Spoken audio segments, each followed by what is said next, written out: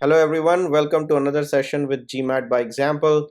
Today I have Gauri from Scholar Edits here to help us with how to write MBA essays for some of the top schools, Kenan-Flagler, Foster and Duke Fuqua. Gauri, why did you choose these schools and what do you want to say about these essays? Why these essays and why did you choose these schools? Well, thank you so much for having me. I chose these schools because their questions are very specific, and they ask the students to give a very well defined answer about their career goals, about their choice of school, the specific school, and why they want to do an MBA.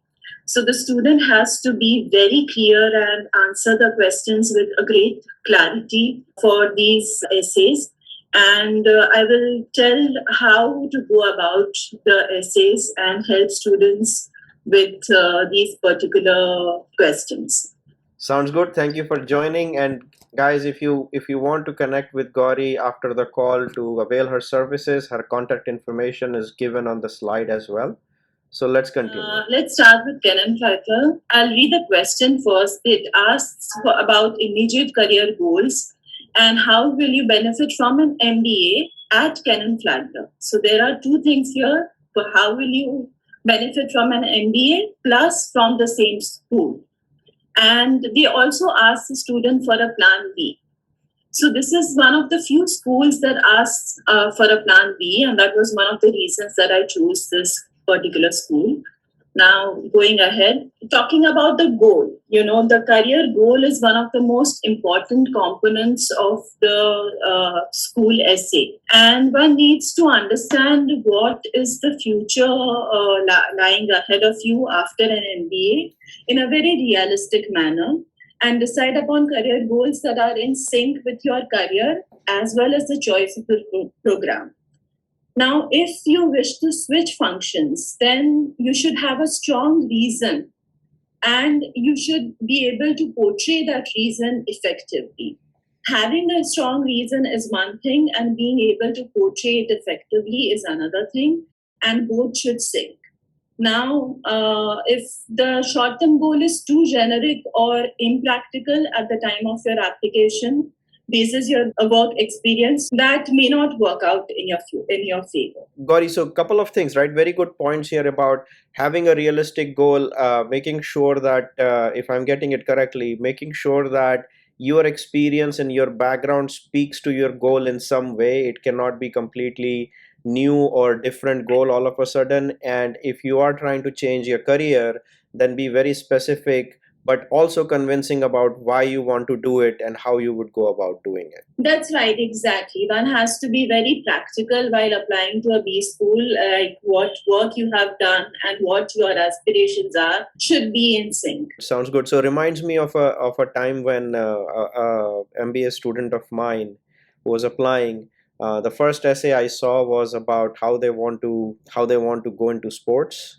management, and do great thing in sports, and they had no background in sports. We did not write that essay in the end because, again, as you said, it has to come and be connected with your past experiences. Right, right. So now moving on to the why MBA section of the school's essay. You need to convey professional and academic interest that is in sync with the offerings of the school. Now, students sometimes fail to provide convincing reasons because they haven't researched the school exactly as much as they should. And these generic responses do not meet with success. Understand the school's offerings thoroughly and talk about experiential learning, global experience, internship opportunities, and indicate that you are strongly committed for overall growth from that program. So this is how and why MBA section should be ideally answered. So let me ask you a couple of questions here because you raise a very important point here. In answering these questions, right?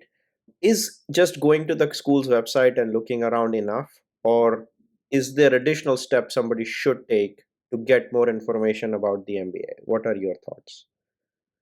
The website is, I would just say, the start of the process of digging the gold mine. You can get in touch with the alumni of the school. You can approach current students. In fact, the admissions committee or the schools or have a center where you can approach them directly, and they put you in touch with student ambassadors, and they guide you through the application process. So there are various avenues, Facebook groups, websites that are dedicated to GMAT and applying to MBA specifically. Those are the places where you can get very good advice on how to go about this why MBA question by getting details about the school itself. Yep, Gauri, thank you. And guys, this is the secret sauce, right? It is not about just getting to the website and finding some research. This is what Gauri is talking about, convincing reasons. To get convincing reasons, you have to really go take the next step of the research where you're talking to the real people who are going or have gone through the real business school experience from that school, and then tie it to what you want to do and how it will help you. That's absolutely right. That's how one should go about it. Now, moving on to the plan B question, that's an interesting thing that this particular school has.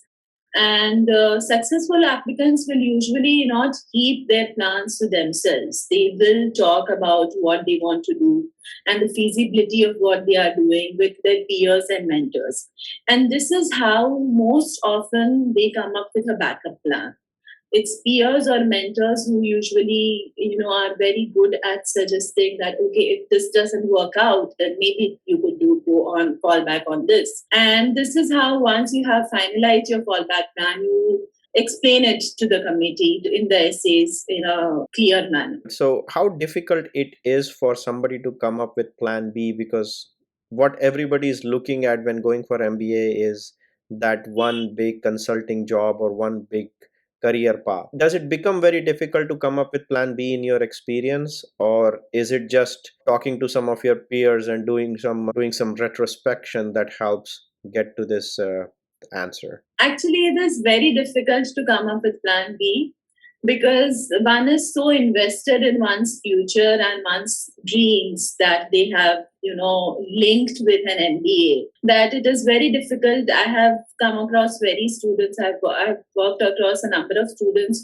for whom a plan B is not a plan B. There is no plan B. So it is difficult, but then the mindset has to change, and you have to entertain the possibilities of the plan A not working out in a very pragmatic manner and come up with something that is attainable yet in tune with your new education that you have gotten. Yeah, so very important point that you talked about is mindset. From GMAT preparation to MBA application, it is all about mindset, being open to opportunities and ideas. And yeah, I feel that even if I was writing my MBA essay today, coming up with plan B would be very, very tough because nobody ever thinks about plan B. It's all in. That's right. That's right. And one of the reasons that this question and overall the essay is difficult is because they ask for a plan B, and the deadline and the word limit for the essay is only 500 words. So you have to explain your plan B in, say, maybe 50 or 80 words, and you also have to explain other aspects of your application. So syncing everything together in this particular essay is difficult and is particularly challenging for some students.